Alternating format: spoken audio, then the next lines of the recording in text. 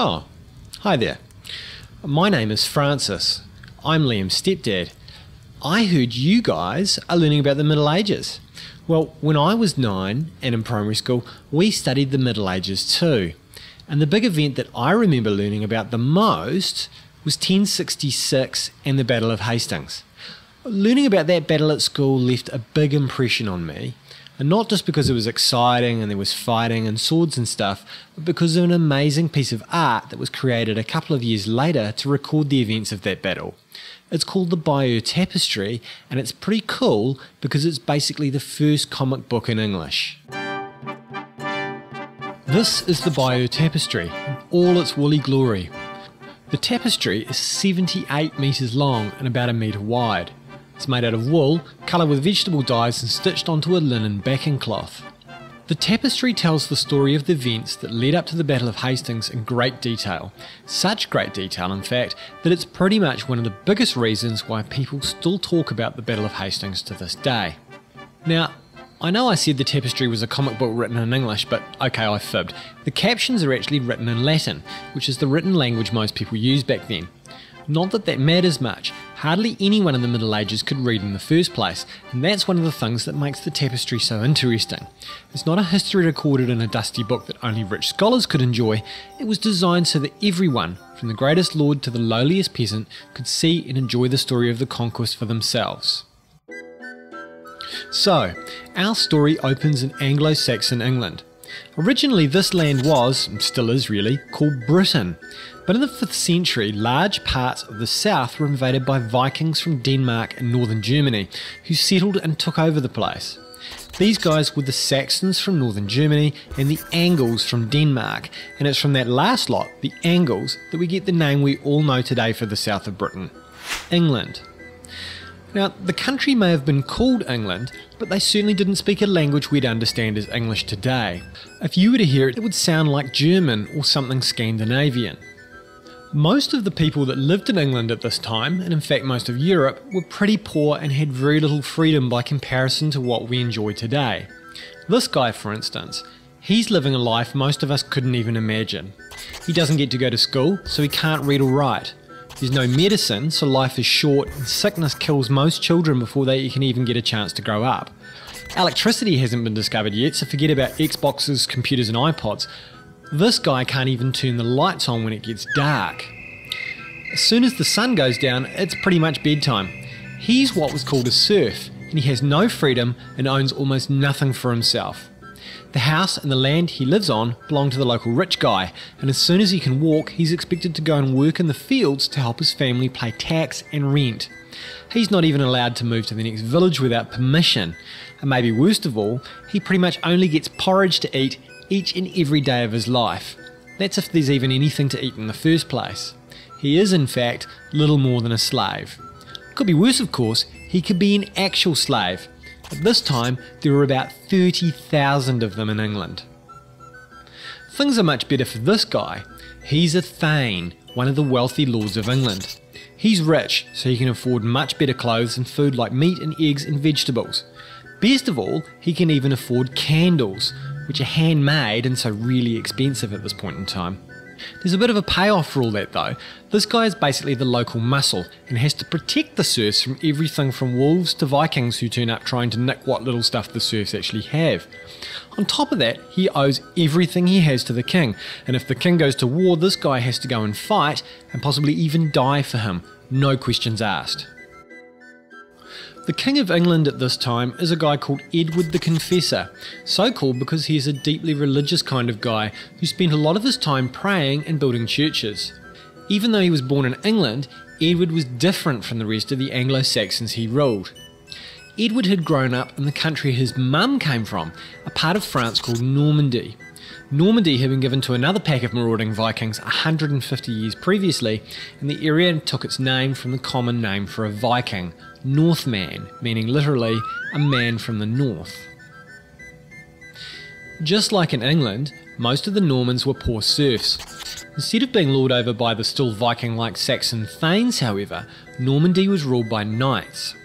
The Viking invaders had taken up the French language, lots of French culture, and traded in their long ships for horses, becoming the greatest knights in Europe.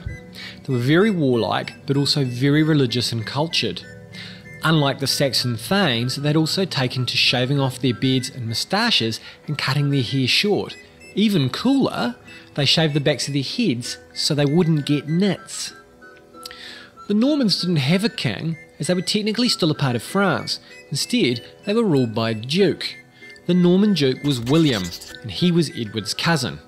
Edward was quite a bit older than William, but William had grown up around Edward, and the two were close and knew each other well. Now, Edward was old. Eventually, he died. He hadn't had any children of his own, so the question was, who would become the next king? William of Normandy, who was Edward's cousin, was pretty confident he knew the answer. My cousin Edward promised me the crown, I will be the next king of England. Well, there was no way the Saxon thanes were going to have a foreigner become king. So they all got together and decided that Edward's brother-in-law Harold, the richest and most powerful Saxon in the land, should become king. William was furious. He decided he would fight Harold to take control of what he thought was rightly his. Problem was, he didn't have enough knights to do the job, so he sat down and wrote a letter to the Pope. The Pope was a much more powerful figure in the Middle Ages than he is today, and what he said pretty much went. The Pope decided William was in the right. He sent William a special banner, which made the invasion of England a crusade. Now knights from all over France and even the Norman lands in southern Italy flocked to William's side. The English were in proper trouble now. William assembled his troops and built a massive fleet to sail across the Channel to England, men, horses and all. Now, you might notice these look like Viking ships, and you'd be right. Remember, both the Anglo-Saxons and the Normans were Vikings who'd taken over other countries. William and his men landed on the South English coast near the town of Hastings. Harold and his army raced to meet them.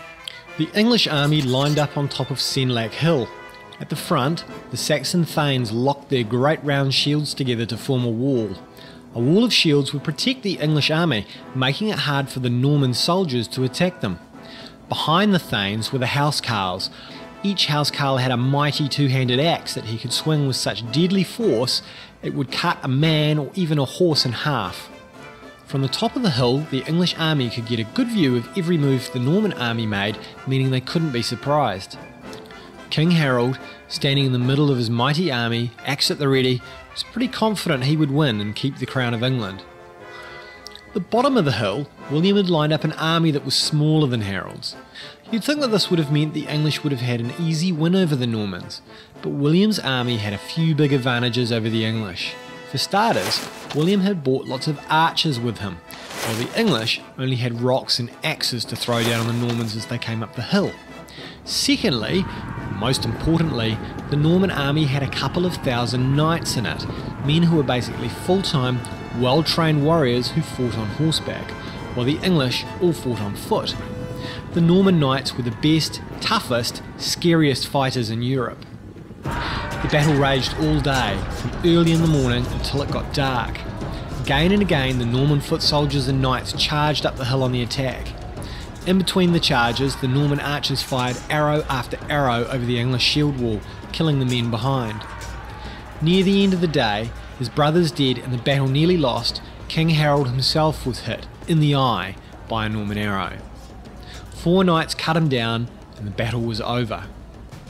William had won, but the cost had been huge. 10,000 men from both sides were dead. 80% of the Saxon thanes were gone. England now belonged, lock, stock and barrel, to the French-speaking Viking knights from Normandy. Well, things were pretty bad for the old Saxon thanes, but what difference did the conquest of England make to the average people like our serf here? Well, he still didn't own anything much, that hadn't changed. He still had to pay tax and work for the local lord to pay his rent, so things hadn't changed much in that regard either. So the question is, had his life changed at all?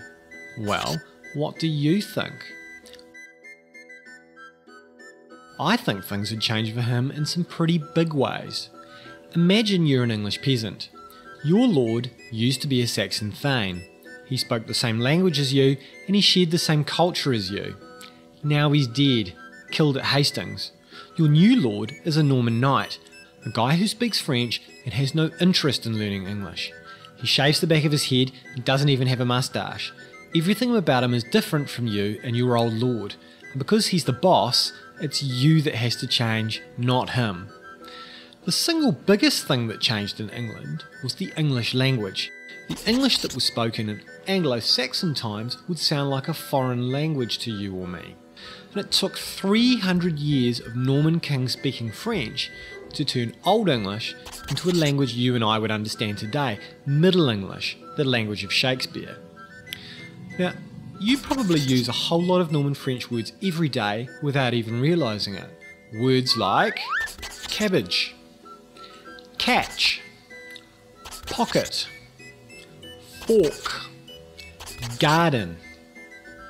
There's a whole lot more, too many to list here. So, there you have it. The story of 1066, the Battle of Hastings and the Bayeux Tapestry that was made to record the conquest of England. And now, maybe you see why historians think it's such an entertaining and important piece of history and why I found it so memorable when I was at school. Now, thinking about New Zealand, can you name any events from our own history that are similar to the experiences of the Anglo-Saxons? Have a think about it.